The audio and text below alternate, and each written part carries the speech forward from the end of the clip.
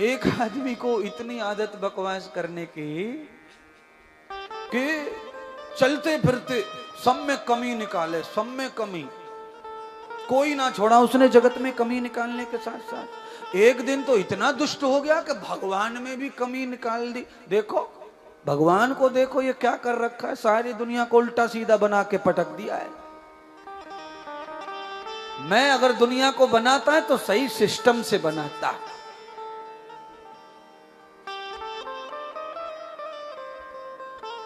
आप समझ गए होंगे। उसने कहा देखो ये छोटी सी बेल पे काशी फल, इस पे इतना बड़ो लौकी, ये बेल टूटी जा रही है वजन के मारे, और इतने बड़े बड़े पेड़ पौधे दरखते, छोटे छोटे से गुलरिया गुलर बड़ के पेड़ पे, ये क्या कर रखा है भगवान ने।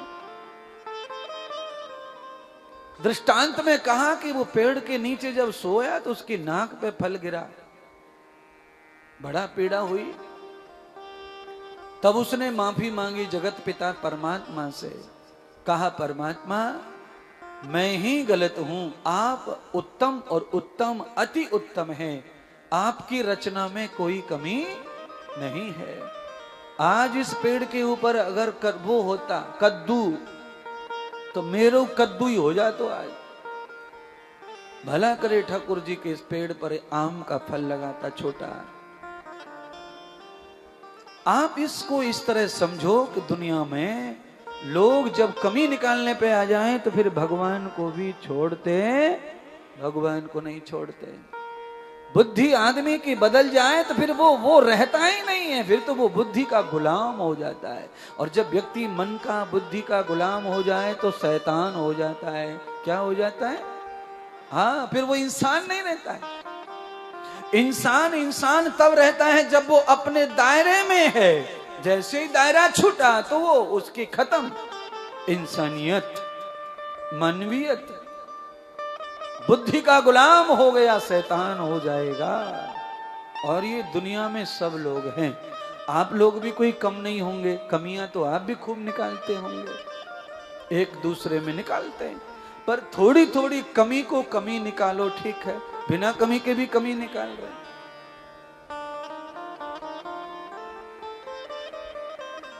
अगर कोई हमें पूछे कि हमें नाचना आता है कि नहीं, तो पहले जवाब में आप ये कहो कि तुम्हें बजाना आता है कुछ है?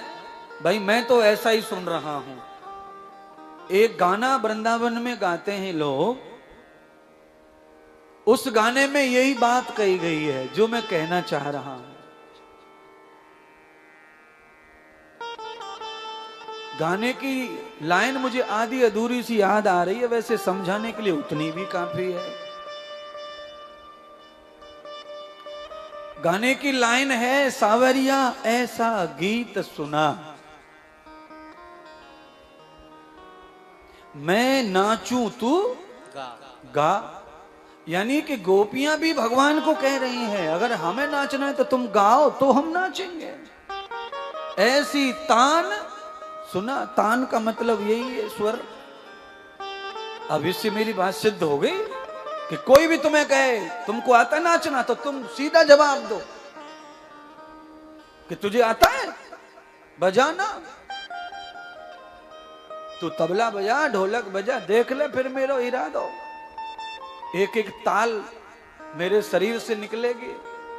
नाचना भी ये भगवान की कला है। नाचना भगवान नटवर की कला है। आप बहुत सारी मूर्तियां आपने देखी होंगी, ऐसे गोल से चक्र में कृष्ण खड़े हैं, नटवर टेढ़े मेढ़े हुए रखे महाराज।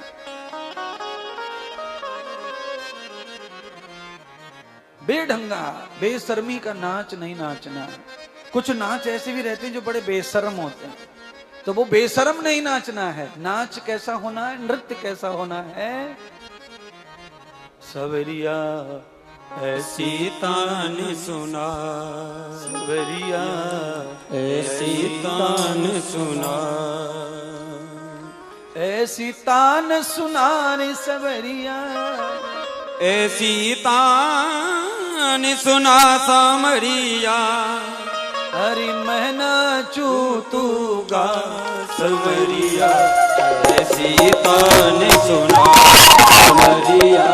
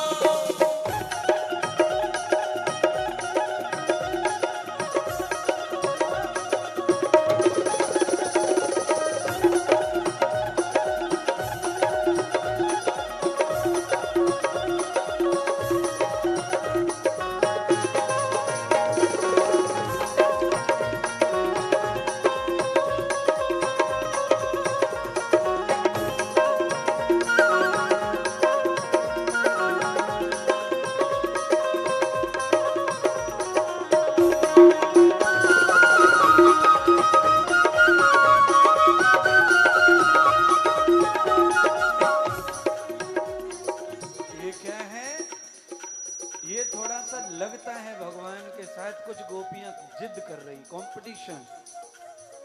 तो जब भी कोई लड़की को देखने आवे छोरा वारे और ज्यादा एक्टिंग करें तो तुम सीधे उतर जाओ मैदान में।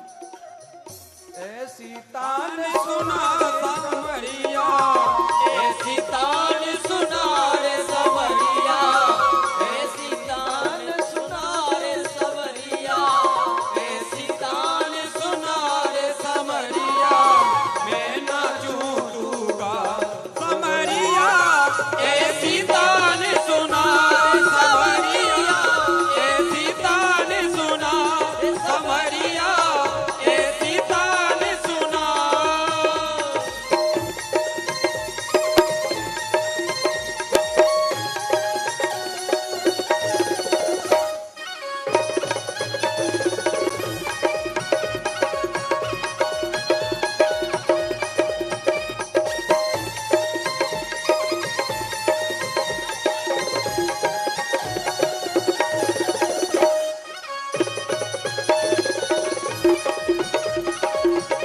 जय हो बाबा बिहारी लाल की।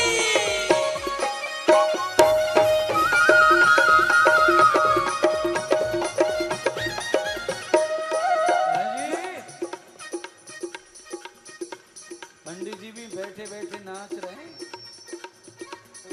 बैठे बैठे रोक नहीं सकते महाराज, ये ऑटोमेटिक सिस्टम है भगवान का बॉडी में। तुम तो इंसान हो, जब बीन बजे ना तो कीड़ा निकल आवा भिल्ले में से, और हट हट के झूम झूम के नाचे महाराज। शरीर को रोका जा सकता है पर तरंगों को रोका जा सकता है।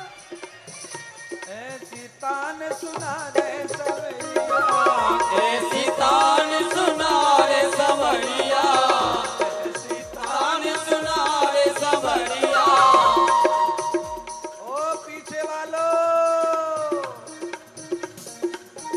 ए सीता ने सुना रे सामरिया, ए सीता ने सुना रे सामरिया, मैं नाचूं तू गा सामरिया, ए सीता ने सुना रे सामरिया, ए सीता ने सुना रे सामरिया, ए सीता ने सुना रे सामरिया, ए सीता ने सुना।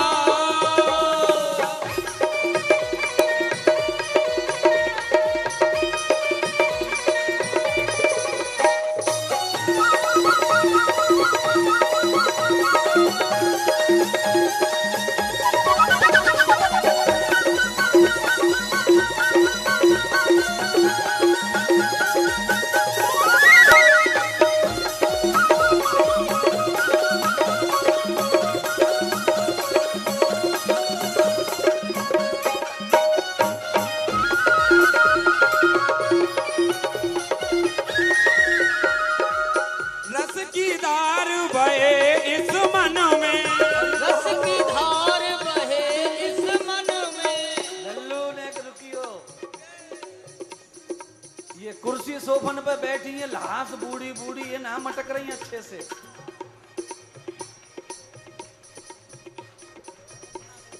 कल सुबह 10 बजे सत्संग सम्मेलन है महात्मा संतों का। 10 बजे से 11:30 बजे तक अनेक मूर्तियों का दर्शन प्रवचन, 12 बजे महाप्रसादी संतों की, और फिर 12:30 बजे आप लोगों का प्रसाद, और उसके बाद में फिर 1 बजे ए सीता ने सुना रे या ए सीता ने सुना रे सामरिया, ए सीता ने सुना सामरिया, ए सीता ने सुना सामरिया, ए सीता ने सुना सामरिया, ए सीता ने सुना रे सामरिया, ए सीता ने सुना।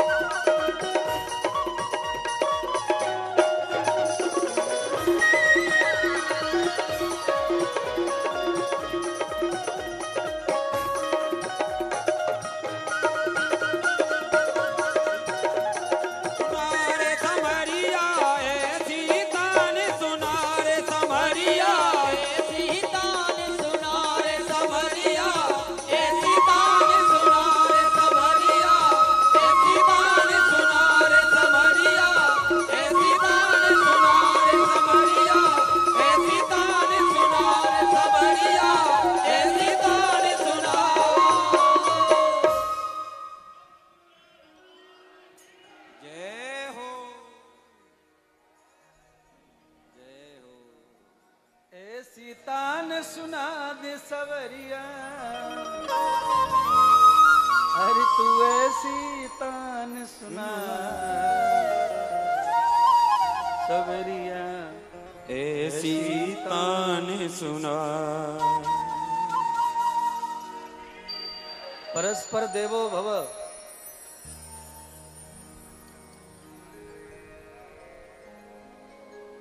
जैसे चाहो वैसे न जाओ, पर तान अच्छी बजाओ।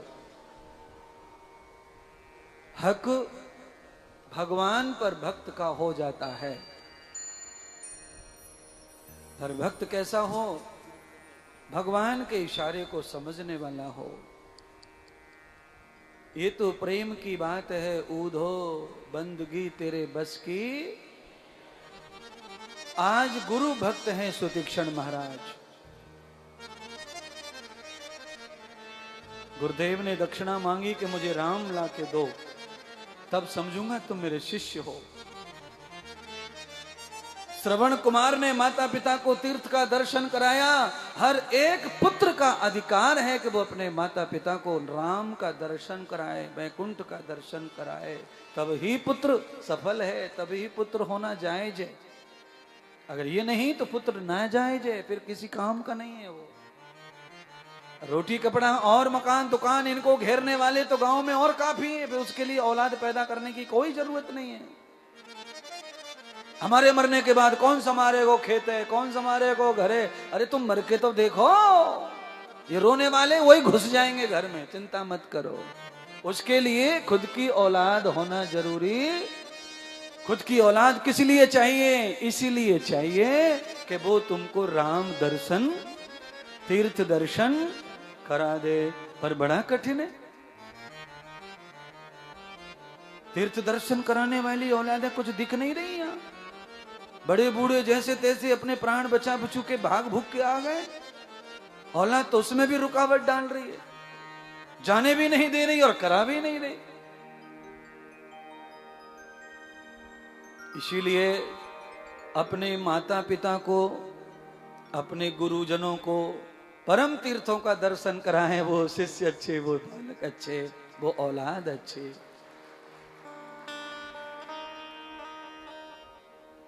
पर आज तक मुझे कोई तीर्थ में नहीं ले गया महाराज। मैं कितनों को ले जा रहा हूं तीर्थों में। मैंने सबरे तीर्थ करा दिए चेलन के हैं, तो इसका मतलब मुझको ही सब बेटा मान लो, अपनी अपनी प्रॉपर्टी दे दो। है बेटे को हक रहे भाई माता पिता की संपत्ति पे। तो जो तुम्हें कुछ करा नहीं रहे तीर्थ वीर्थ, उनमें से कट करो और मेरो नाम चढ़ाओ।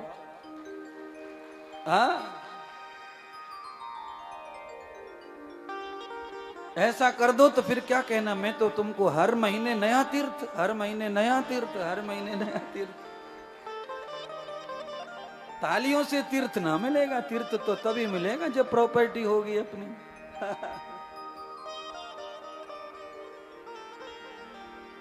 ऐसी तान सुना दे सवरिया, अरे तू ऐसी तान सुना सवरिया, ऐसी तान सुना।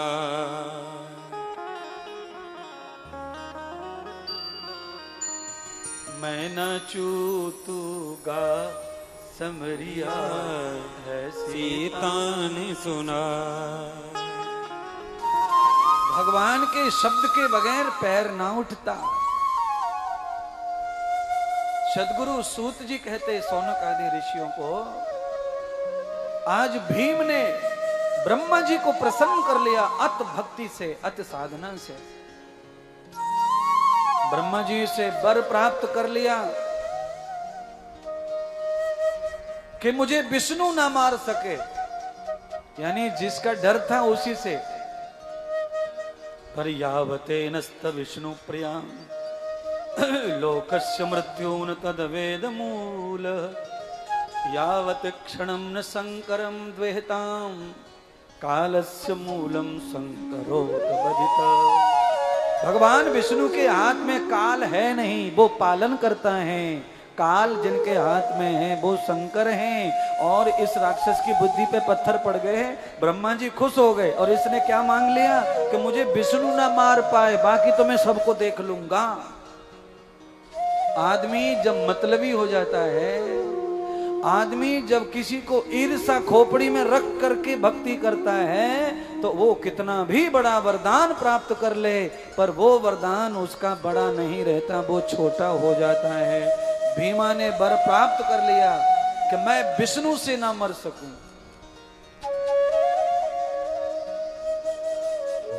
ब्रह्मा जी ने वर दे दिया। ब्रह्मा जी को मालूम था कि मारने का काम विष्णु का है ही नहीं, उनका काम तो पालन करने का है। वो तो पोसते हैं। विष्णु कभी कभी वध कर देते, पर किसी को मृत्यु नहीं देते। मृत्यु देने का काम शंकर का है, महादेव रुद्र का है, वो तो महाकाल का काम है। और इसकी बुद्धि में ऐसा कीड़ा प्रतिशोध का, ईर्षा का, कि ब्रह्मा प्रसन्न होके भी ये लाभ नहीं उठा पाया। ईर्षा के चलते केवल इसने विष्णु से ना मरूं ये कह दिया। भगवान ब्रह्मा ने तथास्तु कह दिया। जैसे ही वर प्रदान किया ब्रह्मा जी ने, सबसे पहले इसने अपने राक्षसों का नाश किया। आप ध्यान करना, दुष्ट आदमी, शैतान आदमी सबसे पहले अपनों का नुकसान करता है।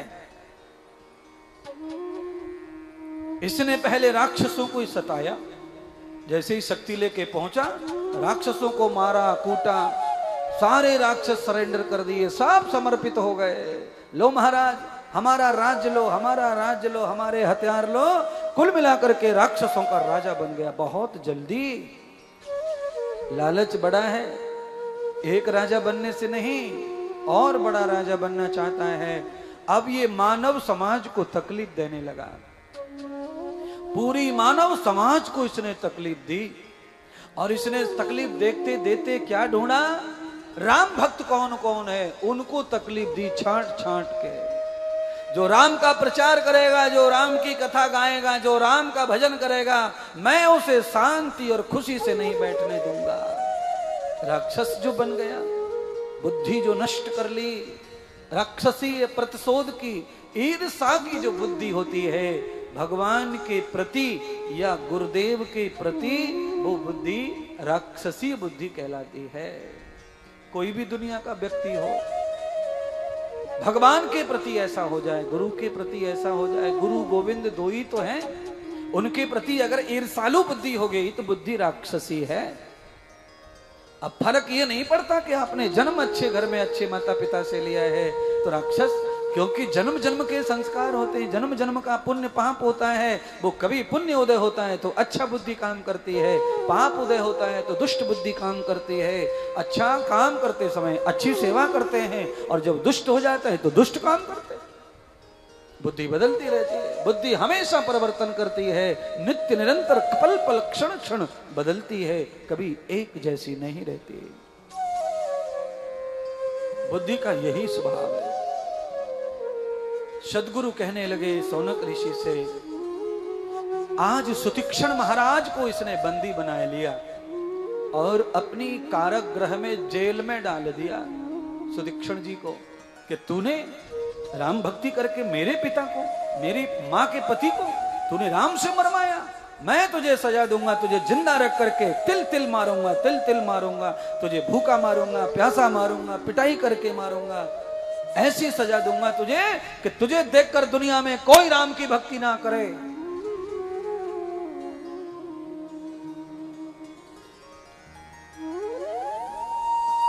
देवलोक में आक्रमण कर दिया इसने, इंद्र आदि को भी हरा दिया, इंद्र का भी सिंहासन छिना लिया,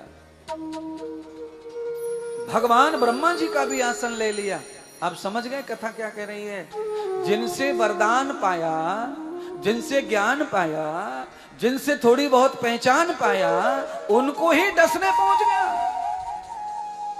ब्रह्मा जी की भक्ति करके, ब्रह्मा से वरदान करके ब्रह्मा की खटिया हिला दी। गद्दी छोड़ो, नहीं तो मैं बदनाम कर दूंगा, नहीं तो मैं ऐसा कर दूंगा, नहीं तो मैं मार डालूंगा। ब्रह्मा जी ने कहा ले भाई ले, जो तू मांग रहा है ले, तेरा भरता भर ले। ब्रह्मा जी चले गए विष्णु के पास। भीमा का युद्ध विष्णु से हुआ, पर ब्रह्मा जी ने ही गलती कर दी, विष्णु तुझे नहीं मारेंगे। अब ब्रह्मा जी क्या करें? तो ब्रह्मा विष्णु दोनों शिव जी के पास गए, महादेव के पास। महादेव को जाकर कहा, परमात्मा हे शिव रक्षा करो, पाताल से लेकर पृथ्वी लोक से लेकर समस्त लोग दुहित हो रहे हैं। राक्षस ने सबको कष्ट में डाल दिया है। देवता अपने घर रह नहीं सकते, ब्रह्मा अपने ब्रह्मलोक में नहीं रह सकते, सब त्राही त्राही कर दिया उसने।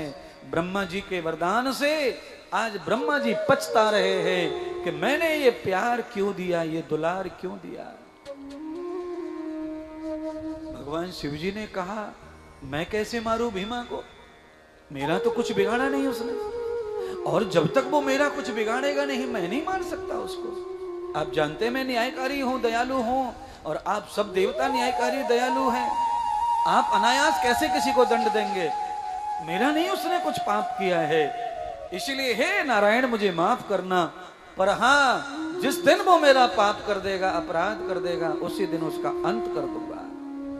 तो विष्णु कहने लगे, शिव कोई मार्ग बताओ जिससे उस दुष्ट का खात्मा हो। तो भगवान शिव ने कहा कि इंद्र को बुलाओ, इंद्र मायावी हैं,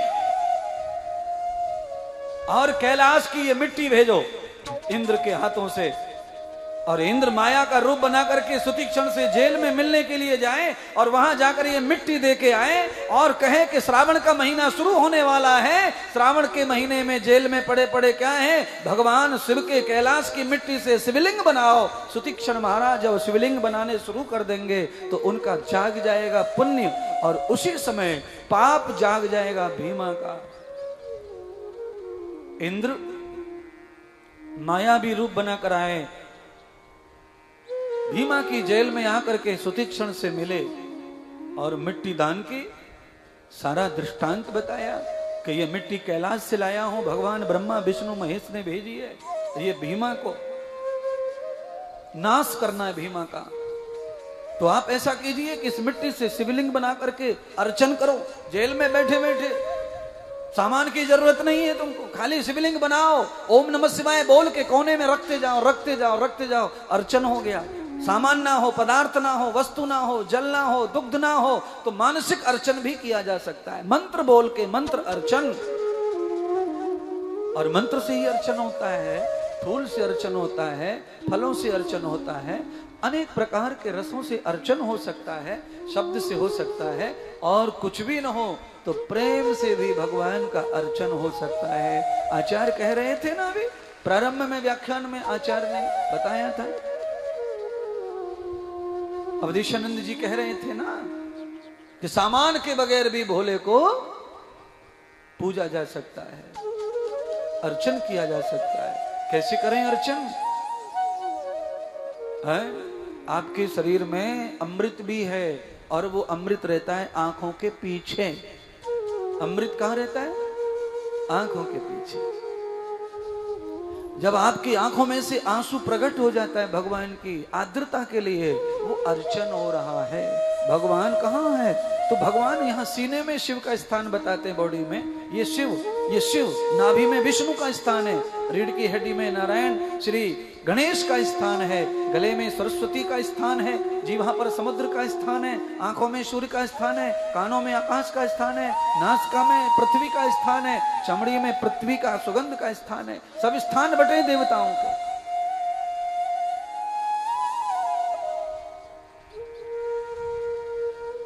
ऐसा भी अर्चन कर सकते हैं। भीमा को पता चला कि जेल में षड्यंत्र हो रहा है कैदियों में। सुतीक्षण नाम का कैदी न जाने गोल गोल गोल गोल क्या बना रहा है, पापी आत्मा है ना, तो उसको अपनी जैसी खोपड़ी दौड़ रही है। सुतीक्षण को जब शिवलिंग बनाते देखा तो भीमा के मन में पैदा हो गया कि बम बना रहा है हमारे राज्य को उड़ाने के लिए। भीमा दौड़ा और जेल के दरवाजे खोलकर भीमा ने सुतीक्षण में लात मारी, और एक लात शिवलिंग में मारी। तो तब भगवान शंकर, जैसे ही शिवलिंग में लात मारी है, भगवान शंकर का सिंहासन हिल गया। वैसे तो मिट्टी है, पर मिट्टी वो तब तक है जब वो परात में रखी थी। जब उसका आकार भक्त ने लिंग रूप में बना दिया तो अब वो मिट्टी नहीं है, उसमें रूप दिख रहा है हर आदमी को। आप बना लेना मिट्टी से आज शाम को, जब तक वो मिट्टी हाथ में मिट्टी दिखेगी, और जब आप उसका रूप बना देंगे तो फिर वो मिट्टी ना दिखेगी। अंधे से अंधे आदमी को लाके हाथ में पकड़ा के चेक करके बता देगा ये क्या है। रूप से नजर आता है परमात्मा।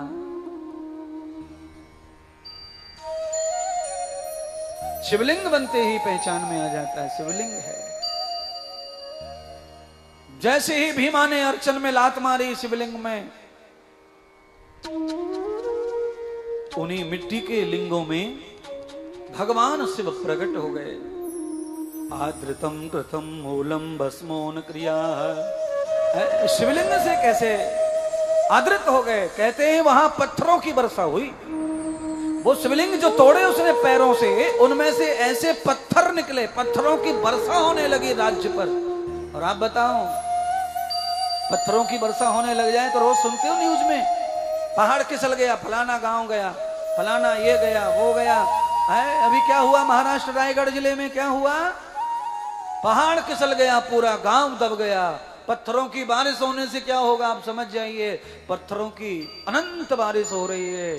सारा का सारा भीमा का राज्य पत्थरों से तबाह हो गया, समाप्त हो गया। भगवान शंकर निकले, अग्नि के समान भीमा के ऊपर प्रहार किया, भीमा को भस्म करके रख दिया।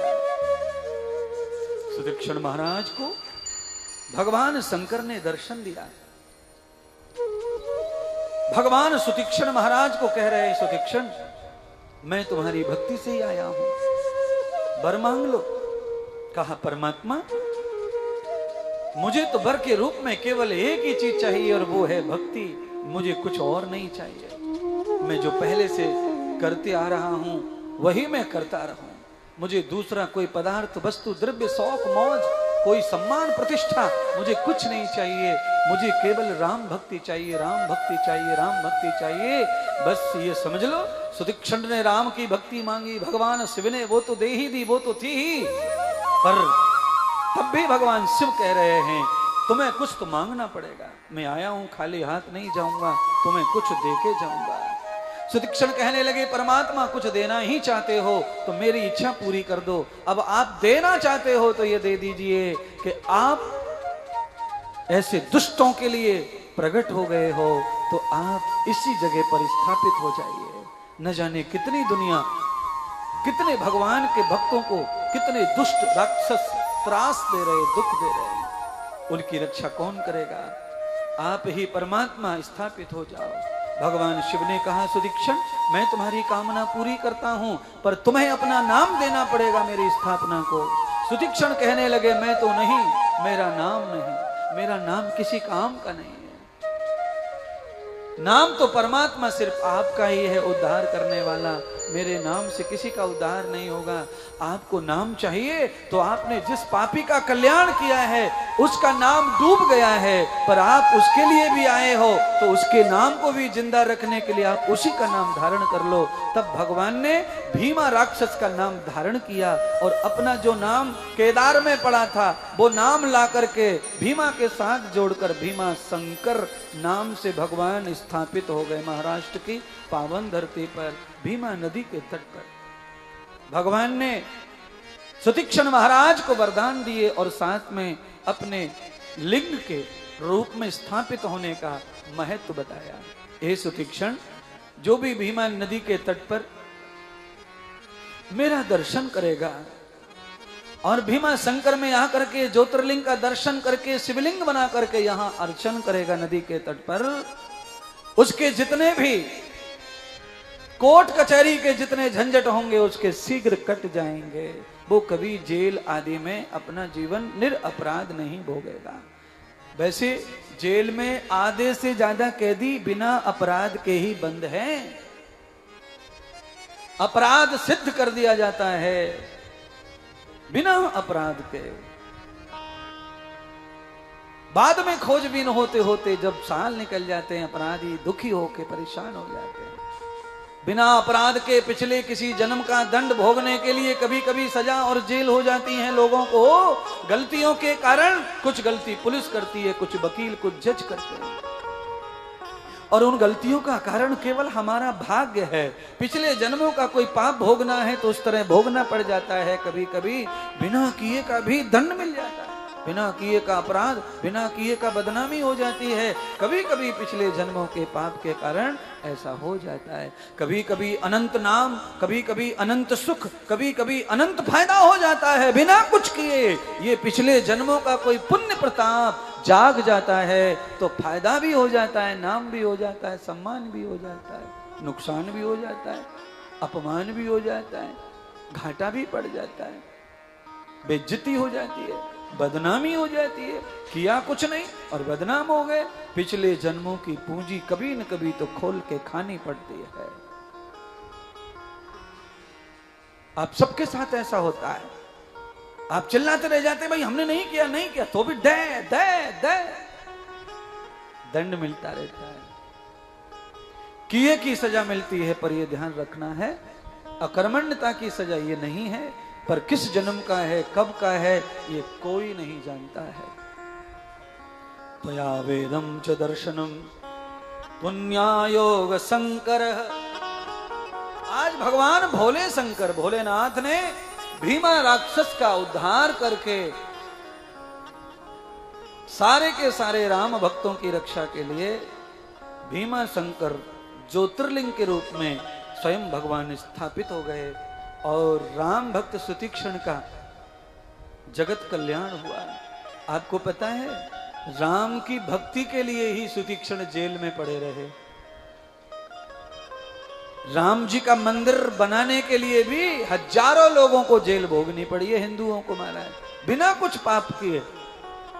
केवल राम की भक्ति के लिए कितने लोगों को कितने दिनों तक जेल में रहना पड़ा है, कितने नेताओं को, कितने भक्तों को।